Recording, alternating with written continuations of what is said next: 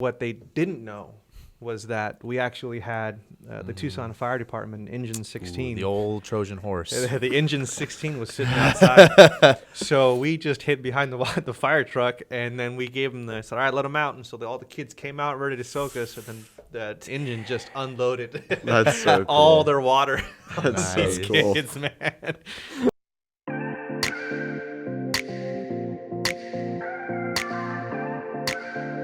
Hey everybody, welcome to the Remnant of Youth podcast. We're here with a special guest, Jonathan Alameda, and Jason McKibben over here.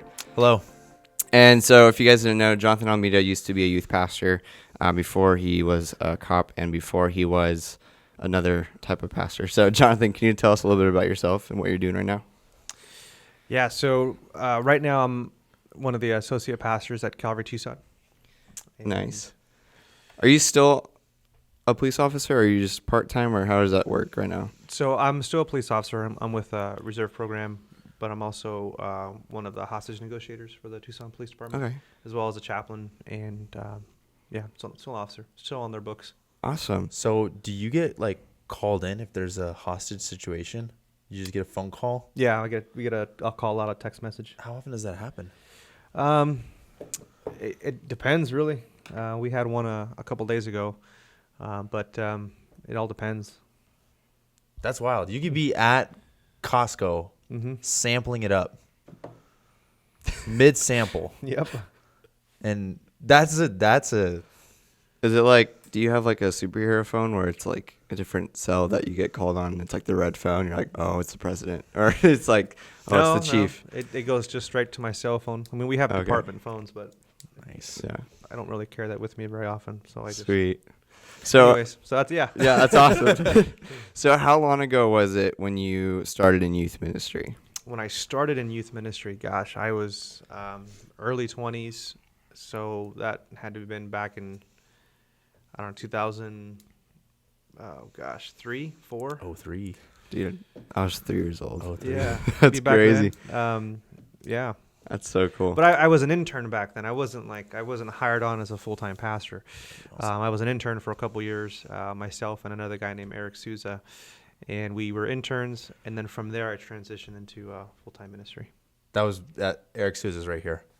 Oh. I'm just pointing at his Yeah, we picture. do this thing where wherever Jason wants an image to pop up in post-production, Yeah, here's he a picture of points him. to random space. Yeah, exactly like that.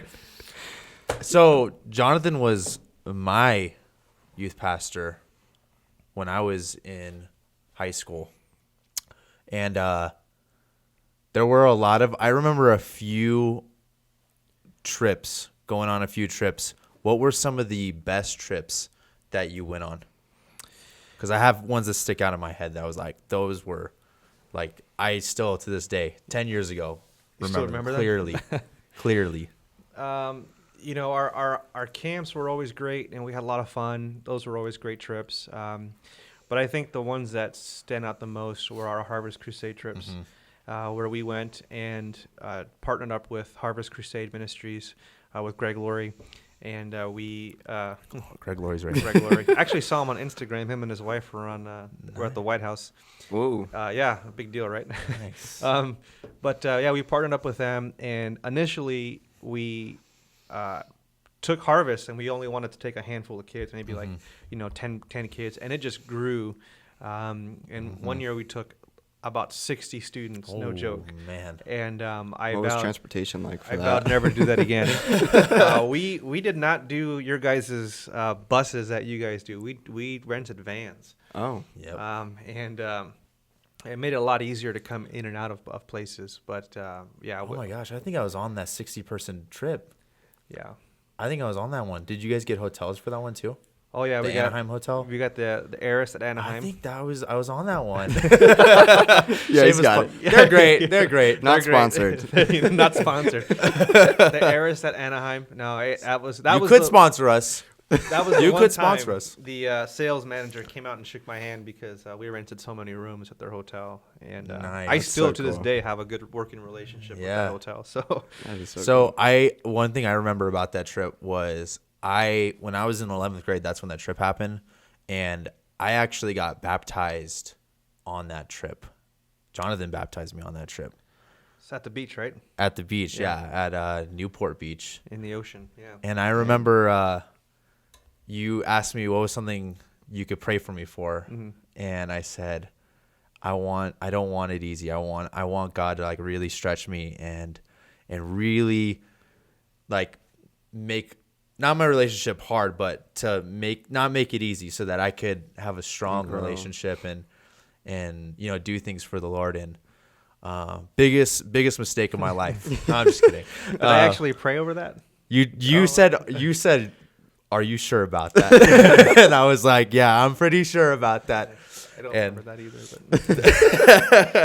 But I do have the picture though. Facebook, you know how it reminds you that this picture from like 8-9 years ago. One of them came up and it was like you and all the other kids that got baptized. It was a van full. I remember that. It was a whole van, and we went to the beach, and so it was like at least 15 of us. Yeah, that was fun. I used to be a really grouchy little boy. Used to? Still am. If you catch me at the right hour, and I will show you that little grouchy boy. But I remember that whole drive, I was just in the worst mood. I just wanted to go, get in the water, just baptize me. Get me in the water, dunk me, and get me out. And I was like, I don't know why I wanted to get baptized at the pool. At the hotel. I was like, just baptize me at the pool. Yeah. It just wasn't quick enough. enough. What is wrong with me?